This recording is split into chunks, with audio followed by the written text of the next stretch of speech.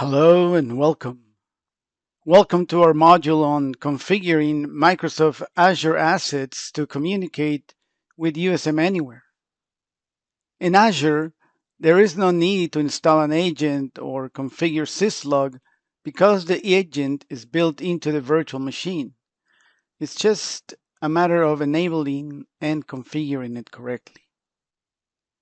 So let's navigate to our virtual machines page. And from here, we want to locate the virtual machine that we're going to work with. In our case, is down here is the training Windows machine. This will open up a new blade. And within this blade, we want to go into monitoring and then diagnostic settings. In order to monitor this asset, guest level monitoring must be enabled. And there are ways of automating this, but we're just focusing on doing it for a single machine right now. First, we need to select the storage account. And in this case, it's going to be this DJH storage 2. Then we click on enable guest level monitoring here. And this is going to take a few minutes. I'm going to pause the video and come back when it's done. The setup is now complete and monitoring has been enabled on this system. Down here, we can see the storage account that we selected, the default 5 gigabytes of storage. We're going to be collecting the infrastructure logs, but also at the individual log level, we're going to collect a little bit more event logs than is the default. So here, we're going to select the different event logs that we can collect. By default, we have the application logs, we have the security logs, and we have the system logs. So in our case, we'll select everything to make sure that we log everything. And then click apply here at the bottom. That's going to take a couple of seconds, so I'll come back when that is completed. That has completed. And now we can go to USM Anywhere to create the scheduled job. So let's navigate to USM Anywhere. And first, let's take a look at the types of events that we are currently getting. And here in the events page, we can see we're only getting Azure Inside Events. So let's go to Settings, Scheduler, so we can create the scheduled job that is going to pull these event logs from that Windows machine. We'll give it a good name. And then the action type menu will have a new selection there called Azure. We'll select that. And the app action is going to be to process Azure Windows logs. Then we need to provide the resource group, the storage account, and the blob container. So the resource group, we can get it from the overview page of the virtual machine. Is this training Windows Server. So I'm going to copy that and paste that into this dialog box.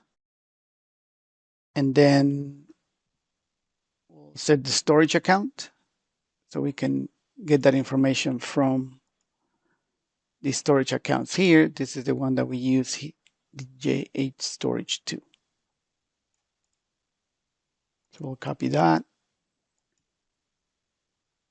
and paste that there. And then the blob container. That one we can get by clicking on the storage account itself, then going to the storage browser, then clicking on tables, and it's going to be the last one, the WAD Windows event logs table. So we'll copy the name and paste that here and set the schedule to perhaps 10 minutes. and then we'll hit save. So let's wait a few minutes. I'm going to pause the video and we'll come back and go back to the events page to see the events coming in. Very good. Let's now navigate to the events page again and take a look. And if we look down at the data source here, we can clearly see that we're now receiving the Azure Windows events, and we can select that, and here they are. These are the events that we are receiving from that training Windows machine. Let's now verify in a different way that we are receiving logs from that machine. We can go to our virtual machine again,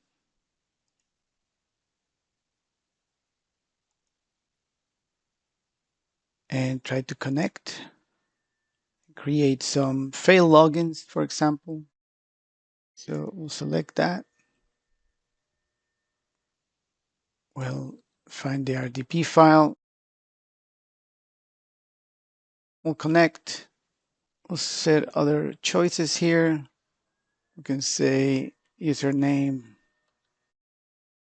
say double pulsar there. And that account doesn't exist, so the password's not going to work. So let's just cancel out of that and wait a few minutes, and then we'll go back to the events page in USM Anywhere to see these types of events.